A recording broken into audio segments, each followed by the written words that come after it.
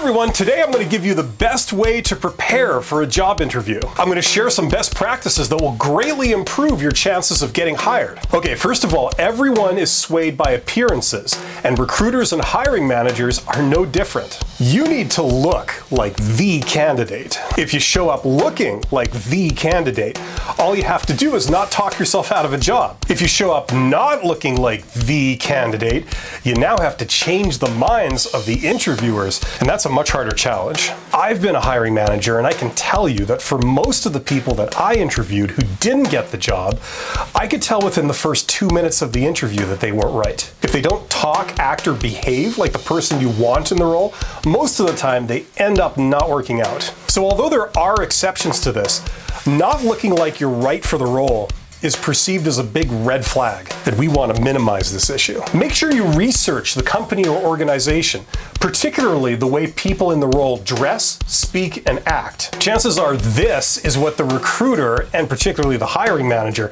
have in mind for what they're looking for. You'll have a much easier ride if you're compatible with this. If you don't, just be aware that you probably have an extra challenge to address. Okay, second point, speak in their terms. Often because of differences between industries, organizations, and locations, people often use different words when describing what is essentially the same thing. For example, if a posted job requirement is for you to have generated $20,000 profit, don't tell the interviewer you've generated over $50,000 net income. No siree, Bob, Jim. That's a totally real expression. See, we know that profit and net income mean essentially the same thing. However, the interviewer, especially if they're a recruiter, may not be aware of technicalities like this. So when you finish your answer, the interviewer may write down that they didn't hear any mention of profit, so you don't meet the requirements. If they're looking for frontline manager experience, don't tell them you have lead supervisor experience. Talk to them about your frontline management experience. Yeah, we both know that in this context, those mean the same thing, but we don't want any miscommunication. No way, San Jose. What? So read the job posting carefully, noting all the requirements. You call them the same thing they call them. Okay, third point. Obviously, you're going to be asked questions during the interview, and you need to anticipate and prepare your answers. You need to know how to answer traditional job interview questions.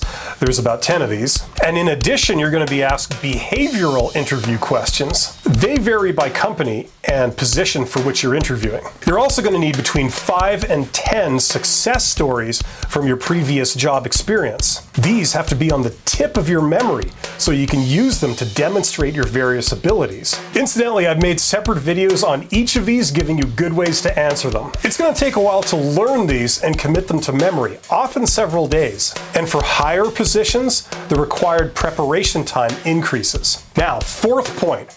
Research the company. Let me tell you, candidates that show up for the job interview not knowing what business the company is in don't get very far. Not on my watch, Clarence. Look at the company's website, Facebook, and LinkedIn sites. Google them, know their business and their organizational structure, like if they have different divisions. If you know who will be at the interview, find them on LinkedIn, look at their profile, and learn their function and their background. Google image search the company.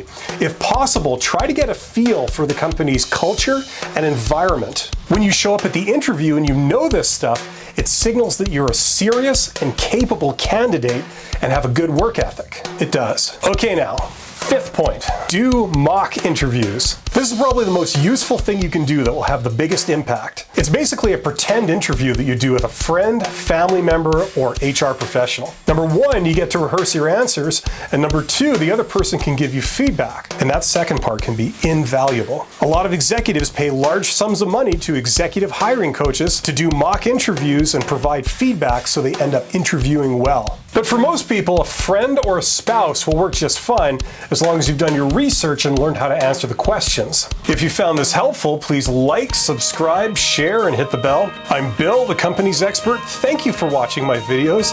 You are awesome.